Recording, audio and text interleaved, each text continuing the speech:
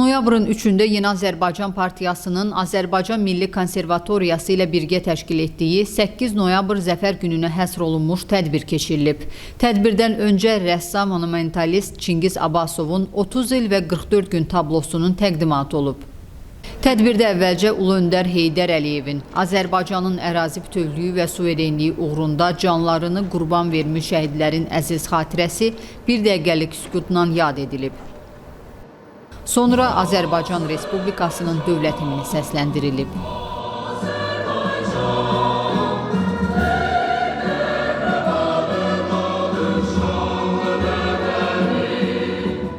Tədbirdə çıxış edən Yeni Azərbaycan Partiyası sədrinin müavini, mərkəzi aparatın rəhbəri Tahir Budaqov bildirib ki, müasir dövlətçilik tariximizin zirvə nöqtəsi, ən qürurverici məqamı olan möhtəşəm zəfərimiz asanlıqla əldə olunmamışdı. Müstəqillik dövründə ölkəmizə rəhbərliyi zamanı ümummilli lider Heydər Əliyev Azərbaycanın Ermənistan tərəfindən işğal edilmiş ərazilərinin azad olunmasını dövlət siyasətinin bir nömrəli məsələsi, strateji prioriteti kimi müəyyən etmişdi. Onun liderliyi ilə bu strateji hədəfə çatmaq üçün məqsədyönlü addımlar atılmış, həm ölkə daxilində, həm də beynəlxalq miqyasda ardıcıl işlər görülərək Azərbaycanı böyük zəfərə aparan yolun əsası qoyulmuşdu. Azərbaycan Respublikasının prezidenti, Yeni Azərbaycan Partiyasının sədri cənab İlham Əliyev bu siyasəti müasir dövrün çağırışları və reallıqlarına uyğun zənginləşdirərək, müvəffəqiyyətlə davam etdirməklə Ermənistanın təcavüzkar siyasətinə göz yuman bir sıra güc mərkəzlərinin ikili standartlar siyasətinə, beynəlxalq təşkilatların selektiv yanaşmasına, mürəkkəb geostrateji şəraitə baxmayaraq, vətənin bütövlüyünü, tarixi ədaləti və milli layaqəti bərpa etmək uğrunda haqq mübarizəsini qələbə ilə başa vuraraq, möhtəşəm zəfərə nail olmuş, ata vəsiyyəti və xalqa vədini şərəflə yerinə yetirməklə Azərbaycanı Heydər Əliyevin görmək istədiyi kimi qalib, qüdrətli və əzəmətli dövlətə çevirmişdir. YAP sədrinin müavini bildirib ki, 2020-ci ildə 44 günlük vətən müharibəsində parlaq qələbə qazanaraq öz ərazi bütövlüyünü, 2023-cü ildə bir günlük antiterror əməliyyatı nəticəsində isə tam suverenliyini bərpa edərək keyfiyyətcə yeni inkişaf mərhələsinə qədəm qoyan Azərbaycan bugün regionun çox tərəfli işbirliyi məkanına çevrilməsində maraqlı olmaqla beynəlxalq hüquq normalarına və milli maraqları əsaslanan prinsipial mövqeyinə sadiqliyini əyani şəkildə nümayiş etdirir. Prezident İlham Əliyevin siyasəti konstruktiv xarakter daşımaqla regionun dialoq, əməkdaşlıq və inteqrasiya məkanına çevrilməsinə hədəflənmişdir ki, bu da sülh naminə etimad quruculuğunun həyata keçirilməsi baxımından olduqca böyük önəmə malikdir. Bugün yeni reallıqlar fonunda sülh müqaviləsinin imzalanması və kommunikasiyaların bərpası regional təhlükəsizlik kontekstində strateji gündəliyin önəmli tərkib hissəsidir. Tahir Budaqov bugün yeni reallıqlar fonunda sülh müqaviləsinin imzalanması və kommunikasiyaların bərpasının regional təhlükəsizlik kontekstində strateji gündəliyin önəmli tərkib hissəsi olduğunu deyib. Bugün qalib Azərbaycan xalqı 8 noyabr Zəfər gününü böyük iftixar və coşqu ilə qeyd edərək, əzəli torpaqlarımızın işğaldan azad olunması və doğma yurt yerlərinə qayıdışın hədsiz sevincini yaşamaqdadır. Şübhə yoxdur ki, dövlət başçısı, partiyamızın sədri cənab İlham Əliyevin qətiyyətli siyasəti, xalqımızın sarsılmaz birliyi sayəsində Azərbaycan bundan sonra da möhtəşəm nailiyyətlərə imza atmaqla yeni qələbələr qazanacaq, vətənimizin hər bir ülkəsində qürurla ucaldılan üçrəngli bayrağımız daim zirvələrdə əzəmətlə dalğalanacaqdır. Yaşasın müstəqil və qalib Azərbaycan. Eşq olsun Azərbaycan Prezidenti Müzəffər Ali Baş Komandanımız cənab İlham Əliyevə.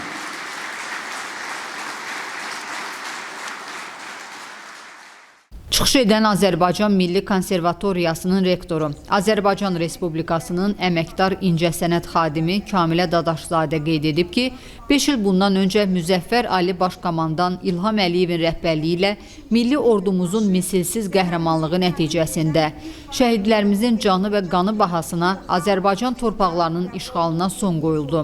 Tarixi ədalət zəfər çaldı. Bu tarixi zəfər Azərbaycanın perspektiv inkişaf yollarını da müəyyən etdi. Qələbədən sonra Azərbaycan özünün yeni inkişaf mərhələsinə qədəm qoydu. Prezident İlham Əliyevin rəhbərliyi altında uğurla həyata keçirilən Böyük Qayıdış proqramı çərçivəsində Qarabağ və Şərqi Zəngəzurda aparılan geniş miqyaslı yenidən qurma və bərpa işləri nəticəsində əzəli, qədim torpaqlarımız sürətlə və ən mütərəqqi üsullarla ucaldılan müasir yaşayış mərkəzlərinə çevrilir deyə Kamilə Dadaşzadə söyləyib. Şəhid İsmail Kərimlinin atası Ceyhun Kərimov isə qeyd edib ki, Zəfər günü möhtəşəm bir əsərdir və hər bir böyük əsər kimi bu zəfərin də öz memarları var. Böyük qələbəmizi qeyd edərkən Ulu Öndər Heydər Əliyevin xilaskarlıq missiyasını və onun xalqın təkidli tələbi ilə siyasi hakimiyyətə qayıdışını xatırlayırıq. Məhz həmin tarixi qayıdış Zəfər salnaməmizin ilk səhifəsini yazdı. Elə o andan etibarən biz addım-addım tarixi qələbəmizə doğru irəliləməyə başladıq deyən şəhid atası əlavə edib ki, Ümummilli lider Heydər Əliyevin layiqli davamçısı, Prezident Müzəffər Ali Başkomandan İlham Əliyev bu böyük məsuliyyəti öz üzərinə götürərək xalq qarşısında and içdi və andına sadiq qalaraq Azərbaycanı tarixi zəfərə qovuşdurdu.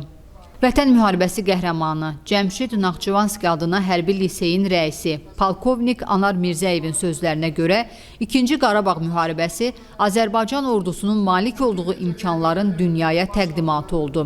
Ulu Öndər Heydər Əliyevin müstəsna xidmətləri sayəsində formalaşan və maddi-texniki bazasını möhkəmləndirən Azərbaycan Silahlı Qüvvələri bugün Ali Başkomandan İlham Əliyevin rəhbərliyi ilə öz xalqına qələbəni bəxş etmiş müzəffər orduya çevrilmişdir.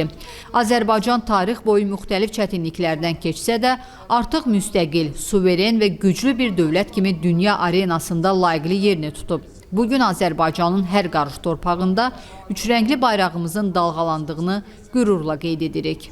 Daha sonra çıxış edən 30 il və 44 gün tablosunun müəllifi rəssam Çingiz Abbasov qeyd edib ki, bugün xalqımızın qəhrəmanlığını, birliyini və əyilməz iradəsini iftixarla xatırlayır, ədalətin bərpa olunduğu möhtəşəm günün qürurunu bir daha yaşayırıq. Bugün burada zəfərimizə həsr olunan 30 il və 44 gün əsərimi təqdim etməkdən böyük qürur duyuram. Çalışdım ki, bu əsərdə vətənimizin 30 illik tarixini, xalqımızın qəhrəman ruhunu, dözümü və inamını əks etdirim deyə Çingiz Abbasov fikirlərini əlavə edib. Tədbirin rəsmi hissəsi Yeni Azərbaycan Partiyasının himninin səsləndirilməsi ilə başa çatıb.